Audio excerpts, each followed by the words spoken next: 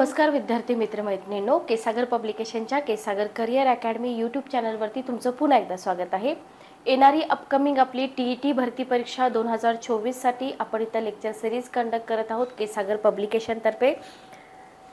Paper 1 आणि paper 2 मध्ये मानसशास्त्राचा जो रोल आहे तो खूप मोठा आहे आणि मानसशास्त्र हा विषय जरी आपण डीएड बीएडला अभ्यासलेला असला तरी सुद्धा काय होतं, गॅप पडल्यामुळे आपल्याला इथं या परीक्षेमध्ये जे वस्तुनिष्ठ प्रश्न आहेत ना ते प्रश्न सोडवताना अडचण येते। सो वस्तुनिष्ठ प्रश्नांच्या तयारीसोबतच थेरीचं कंटेंट जे आहे ते अभ्यासणं परीक्षेच्या दृष्टीने खूप जास्त महत्त्वाचं आहे। म्हणून आपण इथं काही सिलेक्टेड टॉपिकचे थेरी सेशन कंडक्ट करत आहोत। जे थेरी सेशन आपण घेतोय ते थेरी सेशन आपण आपल्या पुस्तकामधून घेत आहोत। पुस्तकं तुम्हाला केसागर पब्लिकेशनच्या ऑफिशियल वेबसाईटवरती मिळतील। जेव्हा तुम्ही वेबसाईट ओपन करता तेव्हा इथं अदर एक्झाममध्ये जावा, इथं तुम्हाला एज्युकेशन टीईटी टेट असा एक कॉलम मिळेल। त्याच्यात गेल्यानंतर तुम्हाला महा टीईटी पेपर 1 पेपर 2 हे जे पुस्तक आहे अन्नदाते सरांचं, या पुस्तकामधून पाठीमागे आपण क्वेश्चन आन्सरचे पण लेक्चर कंडक्ट केले होते। तर 2013 पासून 21 पर्यंतचे क्वेश्चन पेपर, पण क्वेश्चन पेपर फक्त दिलेले नाहीये, तर तुम्हाला विथ ॲनालिसिस आहे आणि जे माइंड मॅप असतील, आकृत्या असतील, तक्ते असतील, सगळं तुम्हाला पुस्तकामध्ये दिलंय। आणि याच पुस्तकामधून आपण थेरीचं सेशन घेत आहोत। आता इथे जे तुम्हाला वस्तुनिष्ठ प्रश्न दिलेले आहेत जवळजवळ 150 ते 200 क्वेश्चन आपण इथे घेतले चॅनलवरती। पुस्तकामध्ये 5000 प्लस प्रश्न आहेत। क्वेश्चन तुम्हाला देण्याच्या आधी प्रत्येक टॉपिक तुम्हाला एक्सप्लेन केलेला आहे आणि इथूनच आपण काही थेरीचे सेशन कंडक्ट करतोय। अजूनही तुमच्याकडे वेळ आहे, डिसेंबरमध्ये तुमची एक्झाम आहे।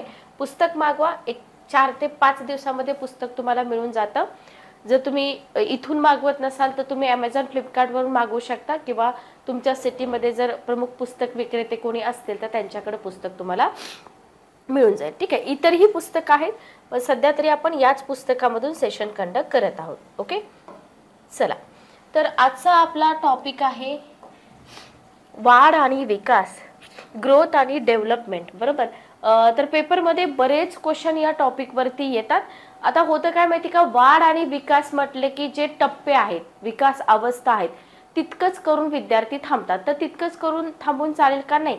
याच्यामध्ये मेन का आहे, जे फ्राइडचा विश्लेषणवादी सिद्धांत असेल, मनोविश्लेषणवादी किंवा एरिक्सनची थेरी असेल तर ते तुम्ही करा, कारण त्याच्यावरती क्वेश्चनची जी संख्या आहे ना ती संख्या जास्त असते। म्हणजे बेसिक पार्ट जो आहे तो बेसिक पार्ट सगळेच विद्यार्थी करतात, पण आपल्याला काय करायचं आहे, आपल्याला इथं ज्या थेरीज आहेत ना त्या थेरीजवरती थोडासा जास्त भर द्यायचा आहे। ठीक आहे, ओके, चला बघा। आता याच्यामध्ये काही नवीन संकल्पना असतात, जास्त काही मी तुम्हाला एक्स्ट्रा कंटेंट इथं जे अननेसेसरी आहे ते आपण घेणारच नाही आहोत, पण एक न्यू कॉन्सेप्ट तुम्हाला इथं, न्यू म्हणजे आता ती नवीन नाहीच आहे, लक्षात घ्या। आता ती फार जुनी झाली आहे, पण आपल्याला तिथून थोडेसे जीके टाईप क्वेश्चन जे आहेत ना ते क्वेश्चन विचारले जाऊ शकतात। बघा, तर टेस्ट ट्यूब बेबी बद्दल एक क्वेश्चन आला होता एक्झाममध्ये। तर टेस्ट ट्यूब बेबी बद्दल तुम्हाला काय विचारलं जाऊ शकतं, आता टेस्ट ट्यूब बेबी असेल, IVF असेल, हे तंत्रज्ञान म्हणजे कॉमन झाले। असं नाही की बाबा हे वापर केला आणि जग तुमच्याकडे फार वेगळ्या नजरेने बघते, असं नाहीये। तर पहिलं असं होतं पण आता तसं नाहीये। तर टेस्ट ट्यूब बेबी इथं आपल्याला काय विचारलं जाऊ शकतं, तर पहिलं टेस्ट ट्यूब बेबी जे आहे ना ते कोण होता किंवा कोणी शोध लावला टेस्ट ट्यूब बेबीचा, वगैरे वगैरे। ठीक आहे, तर test tube baby Louise Brown, okay. पहिलं मूल जे होतं ना ते जन्मलेलं पहिलं मूल टेस्ट ट्यूब बेबी किंवा फर्स्ट टेस्ट ट्यूब बेबी असं तुम्ही म्हणू शकता, तर त्यांचं नाव आहे लुईस ब्राउन। तर एखादा जनरल नॉलेजसाठी क्वेश्चन तुम्हाला विचारला जाऊ शकतो, इन विट्रो फर्टिलायझेशन। आता इथं तुम्हाला हे इन विट्रो फर्टिलायझेशन मेथड जी आहे ही मेथड काय आहे हे डिटेलमध्ये विचारणार नाहीत, लक्षात घ्या। फक्त ही एक काय म्हणू शकतो आपण, ऐतिहासिक घटना आहे जिथून पुढं या गोष्टी घडत गेल्या। आता हे कॉमन झालंय, फक्त पहिलं मूल कोण होतं आणि या पद्धतीमध्ये जर तुम्ही बघितलं हे जे इन विट्रोलायझेशन आहे मेथड, ओके, IVF म्हणतो आपण याला, तर याच्यामध्ये आईचं जे बीजांड असतं आणि वडिलांचे जे शुक्रजंतू असतात, स्पर्म असतात, इथं दिसते तुम्हाला टेस्ट ट्यूब। तर असे आपण लॅबमध्ये वगैरे अशा टेस्ट ट्यूब बघितलेल्या असतात प्रयोग करताना, बरोबर। तर यांच्या संयोगाने ही गर्भधारणा असते. म्हणजे जी गर्भधारणा गर्भाशयात होणार आहे ती गर्भधारणा कुठे केली जाते? टेस्ट ट्यूबमध्ये केली जाते. का केली जाते? तर त्या गर्भधारणेसाठी जी काही विशिष्ट परिस्थिती आवश्यक असते ती त्या मातेच्या गर्भामध्ये पॉसिबल होत नाही किंवा अवेलेबल होत नाही, म्हणून काय केलं जातं? तर हे परीक्षा नलिका जी असते ना याच्यामध्ये तो बेबी काय केला जातो? म्हणजे आईच्या शरीराबाहेर वाढवला जातो, बरोबर, आणि नंतर हे गर्भाशयामध्ये शिफ्ट केला जातो. ओके, तर लुईस ब्राऊनचं उदाहरण हे एकमेव उदाहरण नाहीये. आजपर्यंत जर तुम्ही बघितलं जवळजवळ 15 लाखापेक्षा जास्त मुलं ही IVF या प्रोसिजरनं झालेली आहेत आणि आता ही कॉमन प्रोसिजर आहे. ओके, जवळजवळ कॉमन प्रोसिजर आहे. कॉमन प्रोसिजर काय, याच्यावरती तुम्हाला क्वेश्चन विचारला जाणार नाहीत. बदलती जीवनशैली असेल किंवा मॅरेजचं एज आहे ते मॅरेजला डिले करणे असेल, त्याच्यामुळे काय होतं? प्रजनन क्षमता जी असते ती कमी होत जाते आणि मग स्त्रियांना असे जे ऑप्शन आहेत असे ऑप्शन फॉलो करावे लागतात. तर इथून तुम्हाला हे जे इन विट्रो फर्टिलायझेशन आहे याच्याबद्दल फक्त पहिला टेस्ट ट्यूब बेबी आणि जास्तीत जास्त तुम्हाला याचं लॉंग फॉर्म वगैरे विचारलं जाऊ शकतं, बाकी जास्त काही विचारलं जाणार नाही. ठीक आहे, ओके. चला, तर जीवनकाल, आता इथं आपण जर बघितलं विद्यार्थी काय करतात? डायरेक्ट शैशवावस्था, बाल्यावस्था, प्रौढावस्था, कुमारावस्था हे करतात. पण जीवनकाल विकास म्हणजे काय? जीवनकाल विकासाची क्षेत्र काय आहेत? पेपर 2 जर तुम्ही बघितला, पेपर 2 मध्ये तुम्हाला डायरेक्टली क्वेश्चन येत नाहीत. ओके, बेसिक पासून तुम्हाला तिथं जर अभ्यास केला तरच तिथले क्वेश्चन सॉल्व्ह होतात. तर जीवनकाल विकास हे काय आहे बघा? आपण शिकतोय वैकासिक मानसशास्त्र, बरोबर. आपण काय शिकतोय सध्या? वैकासिक मानसशास्त्र. जसं आपण शैक्षणिक मानसशास्त्रातल्या संकल्पनेचं पाठीमागचं सेशन बघितलं तसं आपण इथं वैकासिक मानसशास्त्रातलं हे सेशन बघत आहोत. तर वैकासिक मानसशास्त्र जे आहे या वैकासिक मानसशास्त्रामध्ये आपल्या जीवनकालाचा जो विकास आहे हे एक महत्त्वाचं क्षेत्र आहे, लक्षात घ्या. Okay, clear. आता जीवनकाल विकास हे जे क्षेत्र आहे ना हे कधीपासून स्टार्ट होतं? आज जन्माला आल्यानंतर नाही, गर्भधारणा जेव्हापासून आपण मातेच्या ह्याच्यामध्ये असतो, गर्भामध्ये असतो, तर गर्भधारणेपासून मृत्यूपर्यंतचा जो कालावधी आहे ना तो कालावधी कन्सिडर केला जातो या जीवनकाल विकासामध्ये. ठीक आहे, ओके. आणि या कालावधीमध्ये घडून येणारे जे विकसनशील बदल आहेत ते बदल संबंधित असतात जीवनकाल विकासाशी. म्हणजे क्वेश्चन कसे येतात बघा? क्वेश्चन असे येतात की जीवनकाल विकास हे वैकासिक मानसशास्त्राचं एक महत्त्वाचं क्षेत्र आहे. पहिलं विधान, जीवनकाल विकास विकसनशील बदलांशी संबंधित आहे. तुम्हाला पूर्ण सेंटेन्स नाही देणार की व्यक्तीच्या जीवनात गर्भधारणेपासून मृत्यूपर्यंत, असं नाही देणार. जीवनकाल विकास व्यक्तीच्या विकसनशील बदलांशी संबंधित आहे का? आहे, बरोबर. कारण गर्भधारणेपासून मृत्यूपर्यंत जे जे बदल घडून येत आहेत आपल्या शरीरामध्ये, बरोबर, ते इथं कन्सिडर केले जातात. तर हे जे बदल असतात ना, कोणते बदल? विकसनशील बदल. आणि हे जे क्षेत्र आहे तर हे अनेक दिशाभिमुख आणि वाढत जाणारं क्षेत्र आहे, बरोबर. आणि त्याचा संबंध कशाशी आहे? व्यवहार्यतेशी आहे. असे वर्ड एक्झाममध्ये तुम्हाला सेंटेन्समध्ये दिसू शकतात. याच्यामध्ये जर आपण बघितलं तर शारीरिक, बौद्धिक आणि सामाजिक हे 3 पॉइंट लक्षात ठेवा. अशा मानवी विकासाचा, आता मानवी विकास फक्त शारीरिकच असतो का? नाही, बौद्धिक पण असतो, सामाजिक पण असतो. मग या मानवी विकासाच्या अनेक अंगांचा किंवा विभागांचा अभ्यास हे क्षेत्र करतं. तर इथे क्वेश्चन बनतो, खालीलपैकी कोणकोणत्या अंगांचा किंवा खालीलपैकी कोणकोणत्या बाबींच्या किंवा मानवी विकासाच्या कोणकोणत्या अंगांचा विचार जीवनकाल विकास क्षेत्र करतं? पहिला ऑप्शन असतो शारीरिक, दुसरा असतो बौद्धिक, तिसरा असतो सामाजिक आणि चौथा वेगळा काहीतरी असतो. असे ऑप्शन तुम्हाला दिले जाऊ शकतात. तर जीवनकाल विकास ही जी संकल्पना आहे ही संकल्पना समजून घ्या. तर जीवनकाल विकास काय आहे? वैकासिक मानसशास्त्रामधलं एक महत्त्वाचं क्षेत्र आहे ज्याच्यामध्ये या जीवनकाल विकासामध्ये काय कन्सिडर केलं जातं की व्यक्तीच्या गर्भधारणेपासून, जीवनामध्ये गर्भधारणेपासून मृत्यूपर्यंत जो काही कालावधी आहे, बरोबर, जो काही लाईफ स्पॅन आहे त्याचा, तर त्याच्यामध्ये ज्या काही घटना घडून येतात त्या सगळ्या विकसनशील बदलांशी संबंधित आहे. आणि हे जे क्षेत्र आहे हे कसं आहे? दिशाभिमुख आहे, वाढत जाणार आहे, बरोबर. म्हणजे त्याचा संबंध कशाशी येतो? व्यवहार्यतेशी येतो. आणि हे क्षेत्र मानवी विकासाच्या शारीरिक, बौद्धिक आणि सामाजिक अंगांचा अभ्यास करतं. याच्या बाहेर तुम्हाला या कॉन्सेप्टमधून क्वेश्चन जात नाहीत. Okay, clear. चल नेक्स्ट आपण पुढे जाऊया. आता जीवनकाल विकास म्हणजे काय आपण बघितला, बरोबर.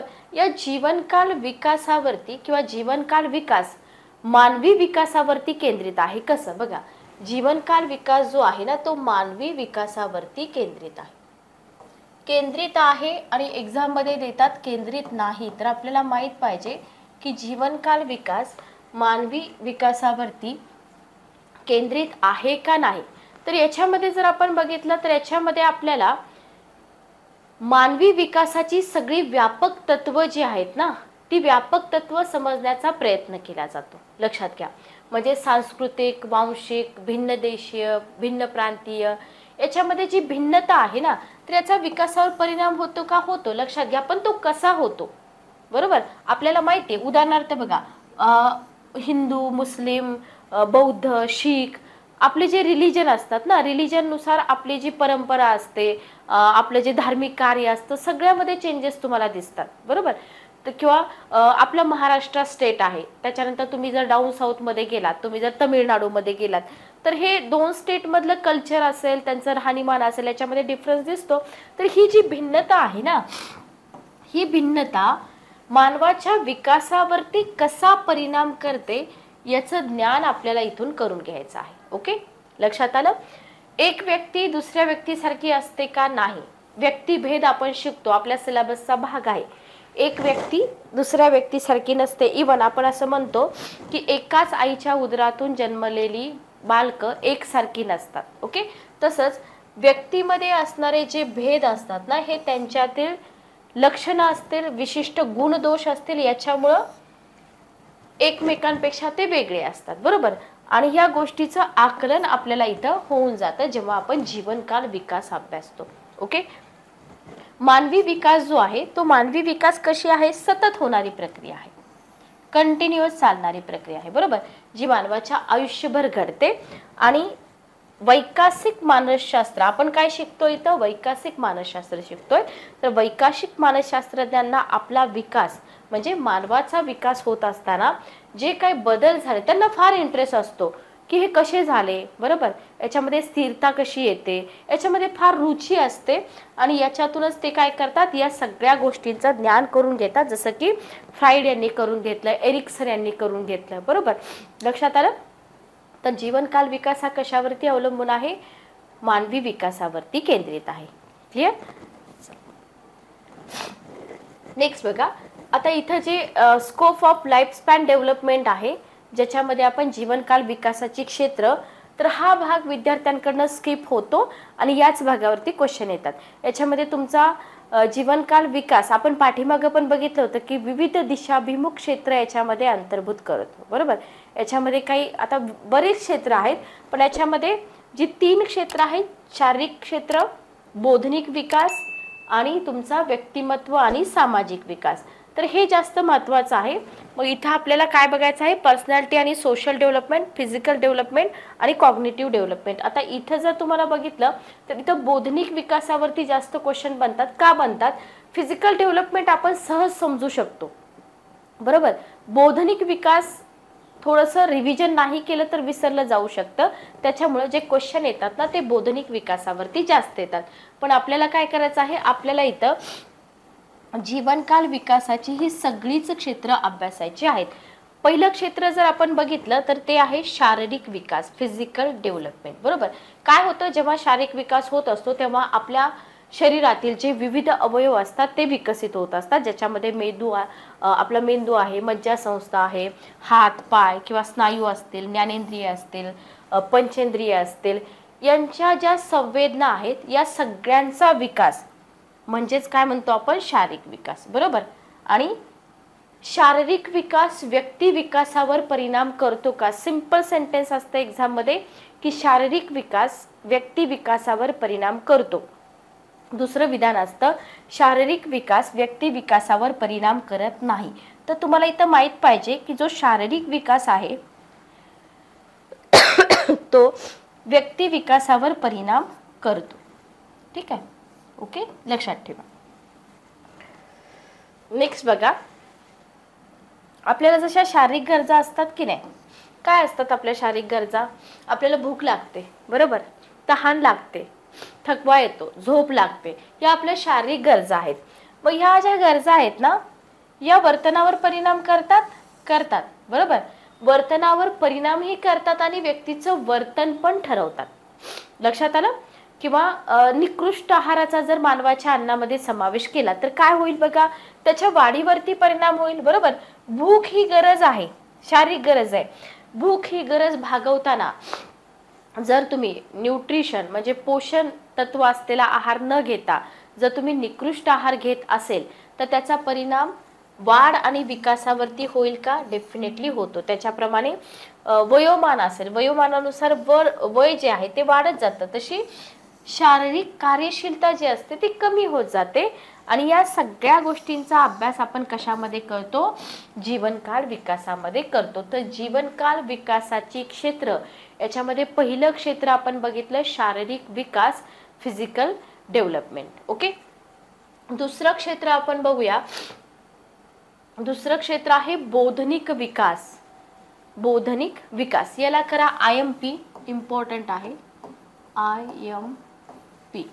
ओके, आता इथे काय होत जातं बघा, वाढत्या वयानुसार व्यक्तिमत्वामध्ये, पर्सनॅलिटी सेपरेट टॉपिक आहे, आपण त्याच्यावरती क्वेश्चन घेतलेत. तर व्यक्तिमत्वामध्ये काय होत जातात? विकसनशील बदल होत जातात. विधान लक्षात ठेवा, वाढत्या वयानुसार व्यक्तिमत्वामध्ये विविध विकसनशील बदल होत जातात. हे जे बदल असतात ना, हे होणारे बदल, हे बदल बौद्धिक क्षमतांवरती प्रभाव करतात. बौद्धिक, वैकासिक, अध्ययन, स्मरणशक्ती, बुद्धिमत्ता, समस्या निराकरण, या ज्या क्षमता आहेत, या सगळ्या क्षमता माणसाच्या विकासावर कसा परिणाम करतात, कसा प्रभाव टाकतात, याची चाचणी करतात, बरोबर. ओके, आणि समस्या निराकरण क्षमता ह्या व्यक्तीच्या जीवनामध्ये कालांतरानुसार कशा बदलत जातात याचाही अभ्यास करतात. म्हणजे बोधनिक विकास जो आहे ना, तो बोधनिक विकास इथं आपल्याला जास्त इम्पॉर्टंट असलेला दिसून येतो. तर लक्षात ठेवा इथं, तर हे जे बदल होत जातात, जे विकसनशील बदल होत जातात, हे बदल कशावरती प्रभाव टाकतात? हे बदल बौद्धिक क्षमतांवरती प्रभाव टाकतात. लक्षात घ्या. Okay, clear. तर बोधनिक विकास, शारीरिक विकास ही दोन क्षेत्र आपण अभ्यासली. नेक्स्ट आपण बघतोय व्यक्तिमत्व आणि सामाजिक विकास, पर्सनॅलिटी आणि सोशल डेव्हलपमेंट. तुम्ही जे वेगवेगळे टॉपिक म्हणता की नाही, तर ते वेगवेगळे टॉपिक नाही आहेत. जीवनकाल विकास क्षेत्र जेव्हा तुम्ही अभ्यासता किंवा तुम्ही विकासाचं मानसशास्त्र अभ्यासता, तिथंच सगळं तुम्ही हे अभ्यासता. तर व्यक्तीमध्ये असणारे जे विशेष लक्षणं आहेत, गुण आहेत, अवगुण आहेत, असं नाही की फक्त गुणच असतात, अवगुण पण असतात, बरोबर, सवयी असतात, ते एकापेक्षा वेगळे असतात. ओके, मग संपूर्ण जीवनकालाच्या अवधीमध्ये ही जी विशेष लक्षणं असतात, याच्यामध्ये स्थिरता आणि बदल होत असतात. मग याचा अभ्यास म्हणजे काय? व्यक्तिमत्व विकास. लक्षात ठेवा, डेफिनेशन लक्षात ठेवा. जीवनकाल विकासाच्या कालावधीमध्ये व्यक्तीच्या विशेष लक्षणामध्ये स्थिरता आणि बदल होत असतात. याचा विशेष अभ्यास म्हणजे डॅश डॅश होय. व्यक्तिमत्व विकास, शारीरिक विकास, बोधनिक विकास असे ऑप्शन तुम्हाला येऊ शकतात. तर उत्तर काय असेल तुमचं? व्यक्तिमत्व विकास. म्हणजे आता इथं तुम्हाला ही 4 मुलं खेळताना दिसतात, बरोबर. व्यक्तीची इतरांबरोबर होणारी परस्पर क्रिया किंवा संबंध यांची वाढ होते, त्याच्यामध्ये बदल होतो. जीवनकालामध्ये ते संबंध आणि परस्पर क्रिया यांच्यामध्ये काय येते? स्थिरता येते. ओके, आणि मग याचा संबंध कशाशी येतो? सामाजिक विकासाशी येतो, बरोबर. म्हणजे समाजामध्ये आपण इथं मिक्स होऊन जातो. तर ही जी 3 क्षेत्र आहेत जीवनकाल विकासाची, तर ही 3 क्षेत्र तुम्ही इथं व्यवस्थित लक्षात ठेवा. शारीरिक, बोधनिक, व्यक्तिमत्व आणि सामाजिक विकास.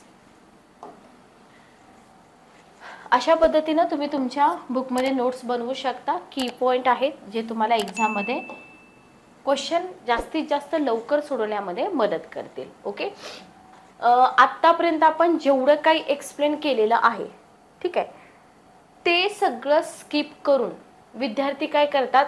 डायरेक्ट इथून चालू करतात. आणि मग क्वेश्चन जर आले जीवनकाल विकास म्हणजे काय, जीवनकाल विकासाची क्षेत्र म्हणजे काय, तर विद्यार्थ्यांना उत्तरं येत नाहीत. कशी येतील? तुम्ही डायरेक्ट काय करताय? तुम्ही डायरेक्ट जीवनकाल विकासामधील जे बदल आहेत त्याचे टप्पे करताय, कालावधी करताय किंवा अवस्था करताय, जे कॉमन आहे जे प्रत्येक विद्यार्थ्यांना माहीत आहे, बरोबर. तर हा जो विकास आहे ना किंवा हे जे टप्पे आहेत याच्यामध्ये तुम्हाला 8 टप्पे दिसतात. काही पुस्तकामध्ये 7 पण आहेत, काहीमध्ये 6 पण आहेत, पण जनरली 8 टप्पे असे तुम्हाला अभ्यासावे लागतात, ज्याच्यामध्ये पहिली अवस्था असते जन्मपूर्व अवस्था. काय असते पहिली अवस्था? जन्मपूर्व अवस्था. तर गर्भावस्थेपासून ते जन्मापर्यंत म्हणजे 9 महिने 9 दिवस. आता हे 9 महिने 9 दिवस असं कन्सिडर केलं जातं, पण प्रत्येक बालक काही 9 महिने मातेच्या उदरात राहतो असं नाहीये. त्याच्यानंतर दुसरी अवस्था आहे शैशव अवस्था. जन्मापासून 3 वर्ष, बरोबर. तर जन्मल्यापासून एखादं मूल जे आहे तुमच्या घरामध्ये ते जर 3 वर्षापर्यंत 3 वर्षाच्या आत असेल तर तुम्ही त्याला काय म्हणणार? शैशव, बरोबर. शैशव. ओके. त्याला आपण बाल्य म्हणू शकतो का? नाही, शैशव म्हणू शकतो, कारण ते 3 वर्षाच्या आतमध्ये आहे. पूर्व बाल्यावस्था काय असते? 3 वर्षापासून 6 वर्ष जेव्हा आपण त्यांना शाळेमध्ये घालतो, पूर्व बाल्यावस्था, बरोबर. म्हणजे कसे क्वेश्चन विचारले जातात? क्वेश्चन डायरेक्ट आहे असे कट कॉपी पेस्ट नसतात. कोणत्या अवस्थेमध्ये शाळा सुरुवात केली जाते किंवा शाळेची ओळख करून दिली जाते? तर पूर्व बाल्यावस्था. जर तुम्हाला हे टप्पेच माहीत नसतील की पूर्व बाल्यावस्थामध्ये कोणता एज ग्रुप येतो, तर तिथं तुम्हाला उत्तरं येणार नाहीत. तर पूर्व बाल्यावस्था 3 ते 6 वर्ष. मध्य बाल्यावस्था जी असते ती असते 6 वर्षापासून 12 वर्षापर्यंतची. ओके. आणि सगळ्यात जास्त क्वेश्चन येतात किशोर अवस्थेवरती. याला स्टार करा, IMP करा. तर किशोर अवस्था असते 12 वर्षापासून 20 वर्षापर्यंतची. पूर्व तारुण्यावस्था, मध्यम वय, उत्तर प्रौढावस्था या तिन्हीवरती क्वेश्चन कमी येतात, नाहीच्या बरोबर येतात. का ते पण सांगते. कारण का आपण शिकतोय, आपण देतोय TTची एक्झाम. तुम्हाला उद्या व्हायचंय शिक्षक, बरोबर. तुमच्या हाताखाली जी मुलं येणार आहेत ती कोणती येणार आहेत? पूर्व बाल्यावस्था, मध्यम बाल्यावस्था आणि किशोरावस्था. तर विद्यार्थ्यांना हेही लक्षात येत नाही की कशावरती क्वेश्चन विचारले जातील आणि का विचारले जातील. जर तुम्ही DED BEDला खूप चांगला अभ्यास केला असेल तर तुम्हाला हे विदिन अ सेकंद लक्षात येतं की येतात क्वेश्चन, येत नाहीत असं नाही, पण जास्त क्वेश्चन किशोरावस्थेवरती का येतात? कारण उद्या तुम्हाला शिक्षक झाल्यानंतर अशाच मुलांना तिथं हँडल करायचं असतं. कोणता वयोगट? 6 ते 12, 12 ते 20, 3 ते 6 वर्ष. ठीक आहे. ओके. जनरली 3 ते 6 वर्ष येत नाही, कारण 5वी ते 10वी हा वयोगट आपण इथं म्हणजे ह्याच्यासाठी आपण इथे एक्झाम देतोय. ठीक आहे. Okay, clear. पण सिलेबसचा भाग आहे, तर मानसशास्त्रामध्ये हे सगळं करा, पण फोकस कशावरती राहतो तेही लक्षात ठेवा. तर पूर्व तारुण्यावस्था आहे 20 ते 40 वर्ष, मध्यम वय आहे 40 ते 65 वर्ष आणि उत्तर प्रौढावस्था 65 वर्ष आणि त्याच्या पुढे मृत्यूपर्यंत जी अवस्था चालू राहते त्याला आपण म्हणतो उत्तर प्रौढावस्था. ठीक आहे. Okay, clear.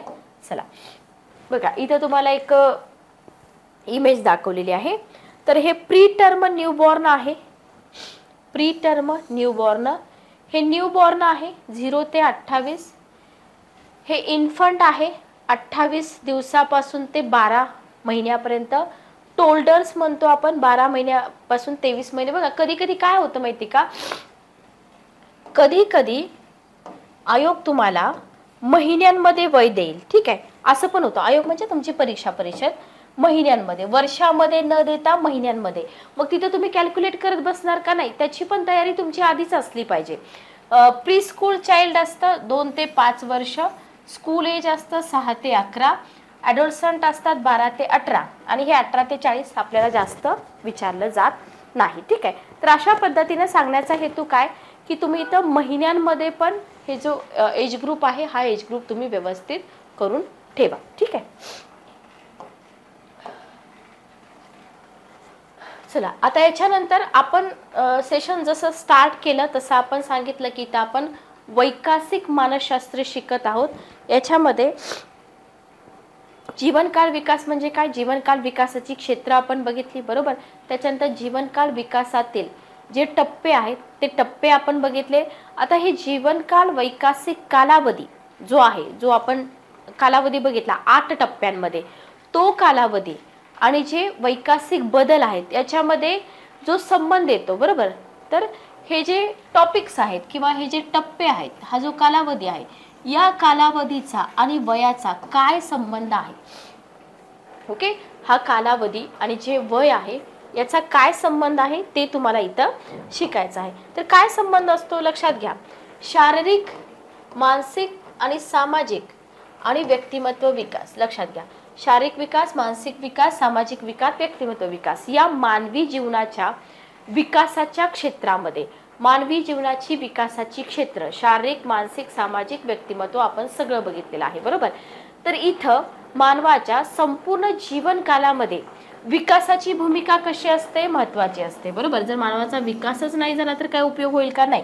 तर वैकासिक तज्ज्ञ जे असतात ना, सर्वसाधारणपणे विशिष्ट कालावधीमध्ये एखाद्या विशिष्ट क्षेत्रालाच महत्त्व देतात किंवा महत्त्वाचं मानतात. जसं की मी तुम्हाला एक्सप्लेन केलं होतं की जन्मपूर्व अवस्था किंवा किशोरावस्था, बरोबर आहे. आता जे मी तुम्हाला बोलले की हे 8 टप्पे आहेत, पण हे 8 टप्प्यामध्ये जे वैकासिक तज्ज्ञ आहेत 8च्या 8 टप्प्याला इम्पॉर्टन्स देतात का, नाहीत देत. ओके, 8च्या 8 टप्प्याला इम्पॉर्टन्स देत नाहीत. तर काही सिलेक्टेड टप्पे आहेत, तर त्या सिलेक्टेड टप्प्यांनाच इथं काय केलं जातं, महत्त्व दिलं जातं. तर इथं आपण जे जीवनकालाचे वैकासिक कालावधी आणि जो वैकासिक विकास आहे, तर याच्यामध्ये जो बदल होतोय तो आपण बघतोय. पण आपण काय बोललो की वैकासिक तज्ज्ञ जे आहेत ना, ते काय करतात, सगळेच टप्पे जे आहेत ना त्याला इम्पॉर्टन्स देतात का, नाही.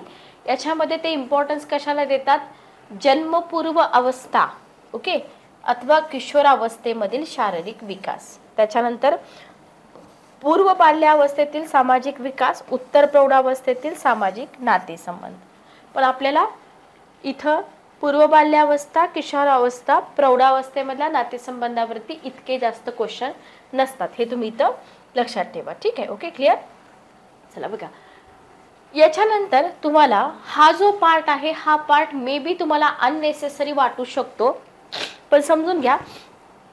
संस्कृती, भिन्न देशीयता, भिन्न प्रांतीयता, मित्र प्रांतीय, वंश यांचा जो इम्पॅक्ट असतो, प्रभाव असतो आणि विकास याचा संबंध आहे आणि याच्यावरती आपल्याला क्वेश्चन पण विचारले जातात. तर व्यक्तीच्या विकासावर अनेक घटक प्रभाव करतात. तर तुम्हाला व्यक्तीच्या विकासावर प्रभाव करणारे घटक विचारले जाऊ शकतात. त्याच्यामध्ये संस्कृती हा एक ऑप्शन असू शकतो. तर संस्कृती प्रभाव टाकते का, तर टाकते, लक्षात ठेवा. तर विकासावर अनेक घटक प्रभाव करतात, त्याच्यापैकी एक महत्त्वाचा घटक आहे तो म्हणजे संस्कृती. ओके, म्हणजे वेगवेगळ्या संस्कृती असतील, उपसंस्कृती असतील, त्याच्यामध्ये मुलांचं जे संगोपन आहे ते करण्याबाबत किंवा त्याला लहानाचं मोठं करण्याबाबत योग्य आणि अयोग्य असं स्वतःचे काही दृष्टिकोन असतात, बरोबर. प्रत्येक संस्कृती एका संस्कृतीपासून भिन्न असते. एखाद्या संस्कृतीमध्ये एखादी गोष्ट योग्य असेल ती दुसऱ्या संस्कृतीमध्ये अयोग्य असू शकते. ओके, तर इथे काय असतं, मग हे त्यांनी दृष्टिकोन ठरवलेले असतात आणि हे संगोपन त्या संस्कृतींनी त्या मुलाविषयी जी ठरवलेली उद्दिष्ट असतात ना, तर त्याच्यावरती अवलंबून असतं. म्हणजे थोडक्यात काय माहिती का, एक संस्कृती दुसऱ्या संस्कृतीपासून भिन्न असते. आणि इथं जर आपण बघितलं तर काही गोष्टी आपण जर विचारात घेतल्या तर मानवी विकासाचं जे आकलन आहे ना, ते आपल्याला चांगल्या प्रकारे होऊ शकतं, जे आपण हे अभ्यासतोय, बरोबर. व्यक्तिमत्ववाद आणि सामुदायिकता. आता याच्यामध्ये तुम्हाला हे व्यक्तिमत्ववाद, सामुदायिकता याच्यामध्ये डिटेलमध्ये क्वेश्चन नाहीत येणार, पण हे की पॉईंट लक्षात ठेवा. पूर्वपरिचय आणि पूर्वाभिमुखता हे संस्कृतीचे व्यापक घटक. लिंगभेद, वांशिक आणि सामाजिक आर्थिक स्तरामधील फरक किंवा भिन्नता, एवढे पॉईंट फक्त लक्षात ठेवा की संस्कृती, भिन्न देशीय, मित्र प्रांतीयता, वंश यांचा प्रभाव आणि विकास याचा काय संबंध आहे. ठीक आहे, ओके. तर संस्कृती हा घटक खूप मोठा इम्पॅक्ट इथं टाकतो आणि हे जे 4 मुद्दे आहेत ना, हे 4 मुद्दे फक्त तुम्ही लक्षात ठेवा, ज्याच्यामध्ये व्यक्तिमत्ववाद, सामुदायिकता, पूर्वपरिचय, संस्कृतीचं व्यापक घटक, लिंगभेद आणि वांशिक व सामाजिक आर्थिक स्तरामधील भिन्नता. ठीक आहे, ओके. आता याच्यानंतर सगळ्यात महत्त्वाचा पार्ट येतो जो तुम्हाला मल्टिपल टाइम रिवाइज करायचा आहे, तोंडपाठच करून ठेवायचा आहे. जीवनकाल विकास आपण बघितला तर या मानवाच्या जीवनकाल विकासाचा जो सैद्धांतिक दृष्टिकोन आहे, तो सैद्धांतिक दृष्टिकोन, theoretical perspective of life span development, हा तुम्हाला अभ्यासायचा आहे. तर इथं 6 दृष्टिकोनांची सूची दिली. आता तुम्ही म्हणाल की मॅडम हे 6च्या 6 दृष्टिकोन आपल्या परीक्षेमध्ये येतात का. 6च्या 6 तर नाही ते 6 मधले 4 तर येतात, 2 जस्ट तुम्ही रिवाइज करा, आले ठीक नाही आले सोडून द्या. ठीक आहे. तर याच्यामध्ये पहिला जो दृष्टिकोन आहे तो आहे मानसिक प्रेरक शक्तीविषयक दृष्टिकोन. ठीक आहे. डायनॅमिक प्रिस्क्रिप्टिव्ह, बरोबर. तर याच्यामध्ये मानसिक प्रेरक शक्तीविषयक जो दृष्टिकोन आहे, तर याच्यामध्ये आपल्याला कोणाच्या थेरीज अभ्यासाव्या लागतात? एक सिग्मंड फ्राइड यांचा मनोविश्लेषणवादी सिद्धांत आणि एरिक एरिक्सनचा मनोसामाजिक सिद्धांत. विद्यार्थी काय करतात माहितीये? विद्यार्थी डायरेक्ट सिग्मंडचा सिद्धांत वाचायला घेतात. सिग्मंडचा सिद्धांत तुम्हाला कधी समजेल? जेव्हा तुम्ही जीवनकाल म्हणजे काय, जीवनकाल विकास म्हणजे काय, त्याचे टप्पे म्हणजे काय, संस्कृतीचा प्रभाव कसा पडतो, त्याचा संबंध काय, हे सगळं जर तुम्ही आधी अभ्यासला असेल, जर तुम्हाला मानवी जीवनकाल विकास काय तेच माहीत नाही आणि त्याचा सैद्धांतिक दृष्टिकोन तुम्ही अभ्यासताय, तर ते तुम्हाला समजणार नाही आणि मे बी थोड्या वेळापुरतं समजेल, पण त्याच्यावरती जर उपयोजनात्मक थोडेसे मॉडरेट टू डिफिकल्ट क्वेश्चन आले तर ते तुम्हाला समजणार नाहीत. तर याच्यामध्ये जो पहिला दृष्टिकोन आहे तो आहे मानसिक प्रेरक शक्तीविषयक दृष्टिकोन. तर याच्यामध्ये आपल्याला सिग्मंड फ्राइडचा मनोविश्लेषणवादी सिद्धांत अभ्यासावा लागतो आणि दुसरा एरिक एरिक्सनचा मनोसामाजिक सिद्धांत. आता इथं बघा, तुम्हाला अ गट दिला जातो, सिग्मंड फ्राइड दुसरा असतो, अ गटामध्ये 1 number Sigmund fried, 2 number Erik Erikson आणि इकडे सिद्धांत दिलेले असतात ब गटामध्ये, मनोविश्लेषणवादी, मनोसामाजिक. तर theory content fill in the blanks फॉर्मॅटमध्ये विचारलं जाऊ शकतं, जोड्या लावामध्ये विचारलं जाऊ शकतं, 3 लाइनर 4 लाइनर क्वेश्चनमध्ये विचारलं जाऊ शकतं, 1 लाइनरमध्ये विचारलं जाऊ शकतं. पण तुम्ही अभ्यास करताना कसा करता याच्यावरती डिपेंड करतं, बरोबर. चला, दुसरा दृष्टिकोन आहे वर्तन विषयक दृष्टिकोन. वर्तन विषयक दृष्टिकोन मी तुम्हाला आधीच शिकवलेला आहे, ज्याच्यामध्ये अभिजात अभिसंधान मी तुम्हाला शिकवलेला आहे, साधक अभिसंधान शिकवलेला आहे, सामाजिक ज्ञानात्मक अध्ययन सिद्धांत आपला बाकी आहे, तो आपण शिकूया. तर दुसऱ्या दृष्टिकोनामध्ये आपल्याला काय शिकावं लागतं? अभिजात अभिसंधान, साधक अभिसंधान, सामाजिक ज्ञानात्मक अध्ययन सिद्धांत. ठीक आहे, ओके. तिसरा दृष्टिकोन आहे ज्ञानात्मक दृष्टिकोन. हा पण महत्त्वाचा आहे. जसं पहिला महत्त्वाचा आहे तसं ज्ञानात्मक दृष्टिकोन पण महत्त्वाचा आहे. कारण का? याच्यामध्ये तुम्हाला जीन पियाजे यांचा जो ज्ञानात्मक अथवा बोधात्मक, जनरली बोधात्मक हाच शब्द वापरला जातो. तर दुसरा जो दृष्टिकोन आहे वर्तन विषयक दृष्टिकोन, हा दृष्टिकोन आपण कुठे शिकलोय? अध्ययन टॉपिक जेव्हा आपण शिकत होतो तिथं मी तुम्हाला अभिजात अभिसंधान आणि साधक अभिसंधान या दोन्हीबद्दल डिटेल इन्फॉर्मेशन घेतलेली आहे. ठीक आहे, स्किनरचा प्रयोग वगैरे. फक्त आपलं बाकी आहे सामाजिक ज्ञानात्मक अध्ययन सिद्धांत. हे कशामध्ये येतात? वर्तन विषयक दृष्टिकोनामध्ये येतात. त्याच्यानंतर ज्ञानात्मक दृष्टिकोन, जसं की मी बोलले की जीन पियाजेंचा जो सिद्धांत आहे तो आपल्यासाठी खूप जास्त इम्पॉर्टंट आहे. खालचे 2 पॉईंट तुम्ही स्किप केले तरी चालतील, म्हणजे वाचून स्किप करा, पूर्ण स्किप करू नका. चौथा दृष्टिकोन आहे मानवतावादी दृष्टिकोन. पाचवा आहे संदर्भ विषयक दृष्टिकोन. याच्यामध्ये बघा, संदर्भ विषयक दृष्टिकोनमध्ये तुम्हाला वायगोस्कीचा जो सामाजिक सांस्कृतिक सिद्धांत आहे ना तो करायचा आहे. व्यागोट्स्की, काही ठिकाणी व्यागोट्स्की असं देतात, पण बरोबर आहे वायगोस्कीचा, बरोबर. मानवी विकासाशी निगडीत जैव परिवेशक विषयक दृष्टिकोन करा, इतकं काही इम्पॉर्टंट नाही आहे. आणि शेवटचा आहे जैव उत्क्रांतीवादी. तर याच्यामध्ये 6 दृष्टिकोन आहेत. 6 पैकी एक 3 ते 4 दृष्टिकोन खूप जास्त इम्पॉर्टंट आहे, जे एक्झाममध्ये आपल्याला वारंवार विचारले जाऊ शकतात. ठीक आहे, ओके, क्लिअर. नेक्स्ट बघा, नेक्स्ट आता आपल्याला इथं हे जे दृष्टिकोन आहेत ना, हे दृष्टिकोन डिटेलमध्ये अभ्यासायचे आहेत. याच्यामध्ये पहिला आहे मानसिक प्रेरक शक्तींचा दृष्टिकोन. ठीक आहे, ओके. तर हे मानसिक प्रेरक शक्तींचा जो दृष्टिकोन आहे ना, तर इथे तुम्हाला सिग्मंड फ्राइड यांची इमेज दिसत आहे, बघून घ्या. हे आहेत सिग्मंड फ्राइड. इमेजेस बघितल्यानं काय होतात, गोष्टी लक्षात राहतात. तर मानसिक प्रेरक शक्तीच्या दृष्टिकोनाचा पाया कोणी घातला? सिंपल बेसिक क्वेश्चन पण येऊ शकतात की मानसिक प्रेरक शक्तींच्या दृष्टिकोनाचा जो पाया आहे तो कोणी घातला? तो घातला सिग्मंड फ्राइड यांनी, बरोबर. मग त्यांचा विश्वास काय होता? ते काय म्हणत होते? की ते म्हणत होते की मानवाचं जे वर्तन आहे, बरोबर, मानवाच्या वर्तनाच्या मुळाशी काय असतं? अबोध अब्लिक आंतरिक प्रेरणा असतात. ठीक आहे, लक्षात ठेवा बरं का. प्रत्येक सेंटेन्सवरती क्वेश्चन बनू शकतो की मानसिक प्रेरक शक्तींचा दृष्टिकोन सिद्धांत जो आहे किंवा दृष्टिकोन जो आहे याचा पाया सिग्मंड फ्राइड यांनी घातला. त्यांनी काय बोलले की मानवी वर्तन जे आहे त्याच्या मुळाशी काय आहेत, अबोध किंवा आंतरिक प्रेरणा आहेत. ओके, स्मृती, संघर्ष हे पण असतात. त्याच्यामुळे काय होतं, मानवाचं वर्तन नियंत्रित होतं. बरोबर, अबोध, आंतरिक प्रेरणा, स्मृती, संघर्ष हेही असतं. त्याच्यामुळे काय होतं, मानवाचं जे वर्तन आहे ते कंट्रोल होतं. आणि या आंतरिक प्रेरणांची, स्मृतींची, संघर्षाची मानवाला फारच कमी म्हणजे जवळजवळ नसलेली जाणीव. ओके, म्हणजे जवळजवळ काही ज्या बाबी आहेत त्या आंतरिक प्रेरणा असतील, स्मृती आहे, संघर्ष आहे, याची फारच कमी म्हणजे जवळजवळ जाणीव नसणं. बरोबर, आणि त्याच्यावरती त्याचं नियंत्रणही नसणं. तर हा आहे सिग्मंड फ्राइड यांचं जे पाया म्हणतो आपण, कशाचा, मानसिक प्रेरक शक्तींच्या दृष्टिकोनाचा पाया. तर हे तुम्ही लक्षात ठेवा. मेन सेंटेन्स काय आहे, मानवी वर्तनाच्या मुळाशी अबोध आंतरिक प्रेरणा असतात असं कोणी म्हटलं. बरोबर, मानसिक प्रेरक शक्तींचा दृष्टिकोन कोणी मांडला, सिग्मंड फ्राइड यांनी मांडला.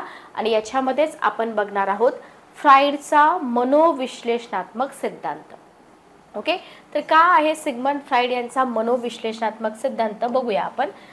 बघा, फ्राइडचा मनोविश्लेषणात्मक सिद्धांत काय सूचित करतो. पहिलं विधान की मानवी मनातील ज्या अबोध प्रेरणा असतात, ठीक आहे, मानवाच्या मनामध्ये ज्या सल्लेल्या अबोध प्रेरणा असतात त्या काय करतात, त्या अबोध प्रेरणा व्यक्तिमत्व आणि व्यक्तीचं वर्तन ठरवतात. बरोबर, व्यक्ती कसा वागतो, त्याची पर्सनॅलिटी कशी आहे हे कोण ठरवतं, म्हणजे मनोविश्लेषणात्मक सिद्धांतानुसार व्यक्तिमत्व आणि व्यक्तीचं वर्तन कोण ठरवतं, अबोध प्रेरणा ठरवतात. ओके, हे कोण सांगतंय, फ्राइड हे सांगतायत. बरोबर, किंवा ठरवतात किंवा निश्चित करतात. मानवाच्या अजाण वर्तनामध्ये कोणत्या गोष्टींचा समावेश होतो. फ्राइडच्या मनोविश्लेषणवादी सिद्धांतानुसार, क्वेश्चन ऐका, सिग्मंड फ्राइड यांच्या मनोविश्लेषणवादी सिद्धांतानुसार त्याच्या अजाण वर्तनामध्ये खालीलपैकी कोणकोणत्या घटकांचा समावेश असतो. ऑप्शनमध्ये तुम्हाला देतील अर्भकाच्या इच्छा, अपेक्षा, मागण्या आणि गरजा. हे 4 तुमचे ऑप्शन असतात आणि मग पुन्हा फक्त 1 आणि 2 वरील सर्व असे ऑप्शन तुम्हाला दिले जातात. तर कोणत्या गोष्टींचा समावेश होतो, इच्छा, अपेक्षा, मागण्या, गरजा. ओके, लक्षात आलं. या ज्या गोष्टी असतात ना, या गोष्टी आपल्या चेतनांच्या जाणीवेपासून काय झालेल्या असतात, लपलेल्या असतात. आणि याचं कारण काय असतं, का बरं लपलेल्या असतात. आता आपण काय म्हणतो की आपल्या हे जे घटक आहेत आपल्या अजाण वर्तनामध्ये, बरोबर, मग हे घटक जे असतात ना आपल्या चेतनांच्या जाणीवेपासून लपलेले असतात. का लपलेले असतात, कारण त्याचं अस्ताव्यस्त स्वरूप. ओके, जेवढी क्लॅरिटी असेल ना तेवढं काय होतं, सोपं जातं. बरोबर, जाणीव व्हायला सोपं जातं. पण इथं हे सगळं अस्ताव्यस्त स्वरूप आहे.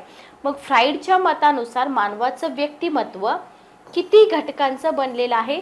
वारंवार रिपीट होणारा क्वेश्चन, वारंवार रिपीट होणारा क्वेश्चन आहे की फ्राइडच्या मतानुसार मानवी व्यक्तिमत्व किती घटकांचं बनलेलं असतं. तर 3 घटकांचं बनलेलं असतं, इदम, अहम आणि पराहम. ओके, 3 घटक कोणचे, इदम, अहम आणि पराहम. आता याच्यामध्ये हे इदम, अहम आणि पराहम आपल्याला इथं अभ्यासायचे आहेत. तर जेवढे क्वेश्चन बनू शकतात तेवढे क्वेश्चन मी तुम्हाला इथं सांगितलेत.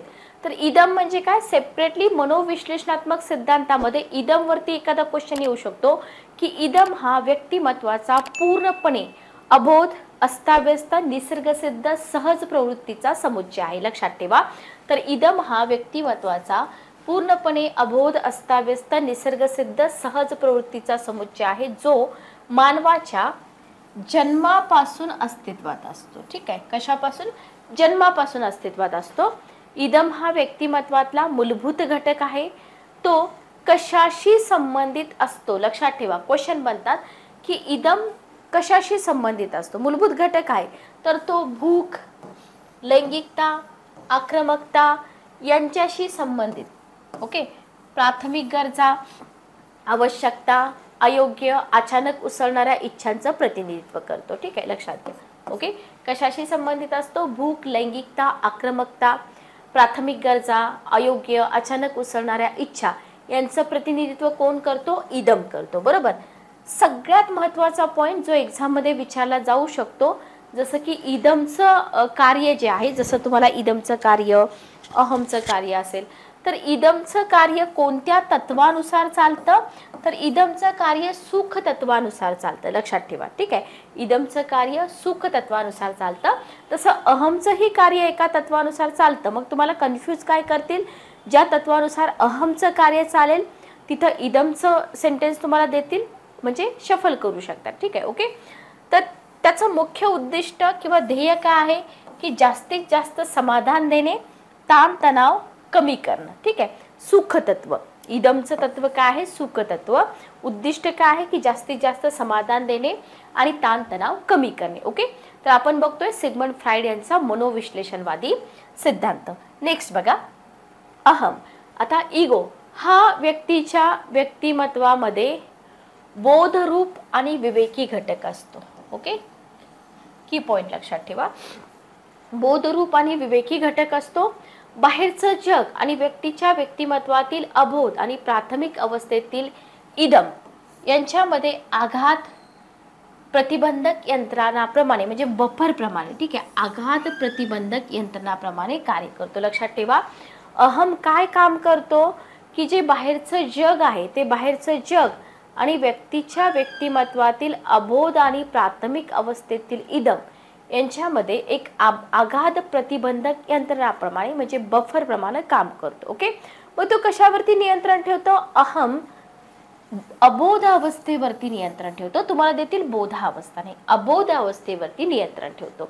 जसं आपण इदमचं कार्य सुख तत्वानुसार बघितलं, तसं अहमचं कार्य वास्तव तत्वानुसार चालतं. लक्षात ठेवा.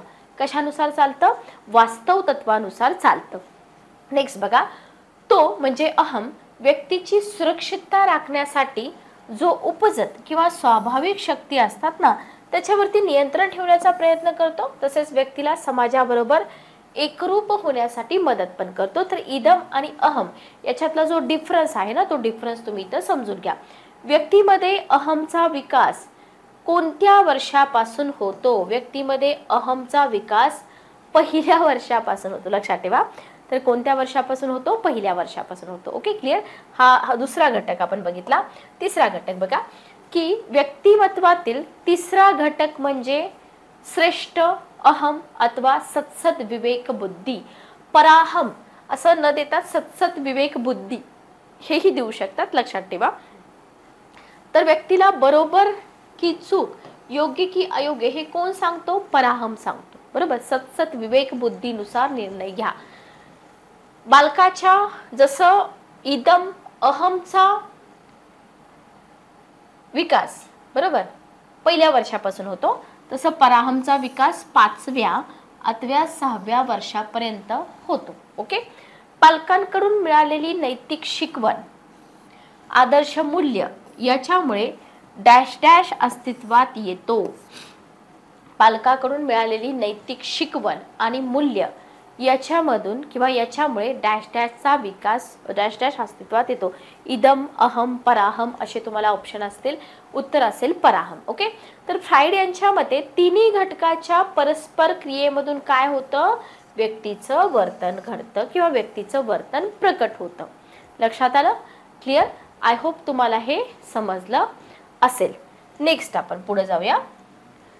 नेक्स्ट बघा, मनोलैंगिक विकास. मनोलैंगिक विकास तर हे मानवी विकास बरोबर व्यक्तिमत्वाचं स्वरूप स्पष्ट करण्यासाठी फ्राइड यांनी काय केलं? मनोलैंगिक विकासाच्या अवस्था, ज्या अवस्थातून मुले आणि बालके जात असतात तेही त्यांनी इथं सांगितलेलं आहे. तर इथं आनंद किंवा समाधान या भावनेचं केंद्रस्थान विशिष्ट शारीरिक कार्य आणि शारीरिक अवयव असतं. बरोबर. त्यांच्या मते, फ्राइड यांच्या मते सगळे सुखद अनुभव आणि संबंधाचं जे मूळ आहे ते कशामध्ये आहे? लैंगिक प्रेरणेमध्ये असते.